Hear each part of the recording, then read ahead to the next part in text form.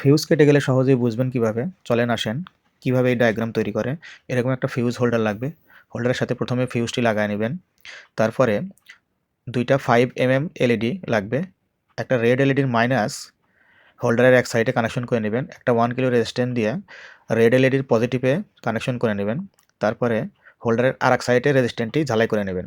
তারপরে এরকম একটা গ্রিন এলইডির পজিটিভ রেড এলইডির মাইনাসে কানেকশন করে নেবেন। তারপর আরেকটা 1 কিলো রেজিস্ট্যান্স দিয়ে গ্রিন এলইডির মাইনাসে কানেকশন করে নেবেন। এরকমভাবে করে নেবেন। সুন্দর করে রেজিস্ট্যান্সটি কেটে নেবেন। এই ডায়াগ্রাম হলো। এখন একটা ওয়্যার দিয়ে রেড এলইডির থেকে কানেকশন করবেন। তারপর এরকম একটা 12 ভোল্ট ভাল্বের বডির সাথে 1 কিলো রেজিস্ট্যান্স কানেকশন করবেন। আর ওই ওয়্যারটি এরকম ভাল্বের পজিটিভে কানেকশন করে দেবেন। এখন আসেন এখানে 12 ভোল্ট দিলেই এই ভাল্বটি কিন্তু জ্বলবে। ভাল্বের সাথে গ্রিন এলইডিটাও জ্বলবে। নেগেটিভ ভাল্বের বডিতে দিবেন। দেখেন কত সুন্দর ডায়াগ্রাম হয়ে গেল। এখন আসেন 12 ভোল্টেজ এখানে ঢুকায় দিই। দেখেন এই যে 12 ভোল্টেজ ঢুকাইলেই গ্রিন এলইডিও জ্বললো, বড় ভাল্বটাও কিন্তু জ্বললো।